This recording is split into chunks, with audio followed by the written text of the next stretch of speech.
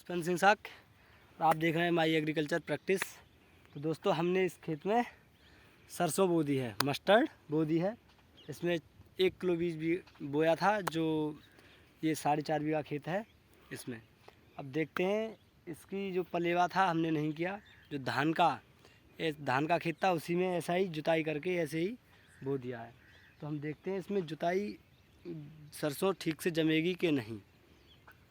तो दोस्तों जो इसमें धान था उसमें 2 समस्याएं थीं, 2-3 समस्याएं थीं। जैसे हमने फटेरा लगा दिया, फटेरा हमको नहीं लगाना चाहिए था, और एक गलती से स्प्रे लग गया था, वो दुकानदार की वजह थी कि उसने गलत दवा दे दी हमको। हमने मना किया तब भी उसने दे दी कि नहीं इससे ही मरेगी थोड़ी।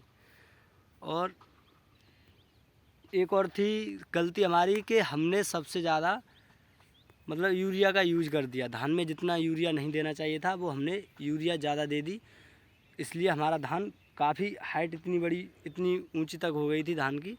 और उसका एवरेज तो ठीक रहा था, जो कंपेयर चल रहा था पास वाले प्लॉट से, उनके बराबर का एवरेज रहा था। उनका भी 4 क्विंटल बीघा का निकला और हमारा भी 4 क्विंटल बीघा का निकला।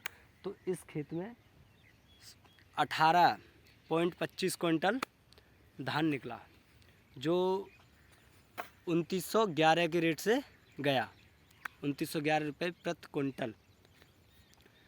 तो जो भी हमारी गलतियां हैं, हम चाहते हैं कि अब आगे वो गलतियां हमसे ना हों और ज़्यादा से ज़्यादा अच्छी से अच्छी पैदावार हो। तो दोस्तों धान में जो ज़्यादा यूरिया देने की मात्रा है, ज़्यादा यूरिया देते हैं लोग, तो मैं तो चाहता हूँ कि गड़ाई के 40 से 45 दिन तक ही यूरिया दें, उसके बाद यूरिया बंद कर दें। यदि यूरिया देते रहेंगे आप तो धान की जो वेजिटेटिव वृद्धि है वो होती रहेगी और उसका कुछ ज़्यादा फर्क नहीं पड़ता है धान के प्रोडक्शन में। यदि 40 से 45 दिन में ये यूरिया देंगे गड़ाई के तुरंत बाद ही, तो जो टिलरिंग है, हिल में जो टिलर निकलते हैं, कल्ले निकलते हैं, वो ज़्यादा मात्रा में निकलेंगे। और यदि बाद में देते हैं तो वो केवल पौधे की बढ़वार करेगा और कुछ नहीं करेगा। आप सोचें कि बालियाँ अच्छी हो जाएंगी या दाने अच्छे हो जाएंगे, तो यूरिया से ऐसा कुछ नहीं। बाकी की और न्यूट्रिएंट दे सकते हैं, जैसे डीएपी दे सकते हैं। वैसे डीएपी केवल जो बुआई से पहले खेत की जुताई के टाइम पे दी जाए तो ज़्यादा सही रहती है। माइक्रो न्यूट्रिएंट दे सकते हैं, स्प्रे कर सकते हैं, जैसे पोटेशियम सल्फेट है या एनपीके का जो स्प्रे होता है उसको कर सकते हैं। और साथ ही साथ कीट का और रोग का विशेष ध्यान रखें। हमारे खेत में जो कंडुआ रोग लग गया था, वो उसकी वजह ये थी कि हमने बारिश का टाइम चल रहा था तो हमने स्प्रे नहीं कर पाया उसका, इसलिए कंडुआ रोग लग गया था। नहीं तो हमारी फसल में कंडुआ रोग नहीं लगता, धान की फसल में।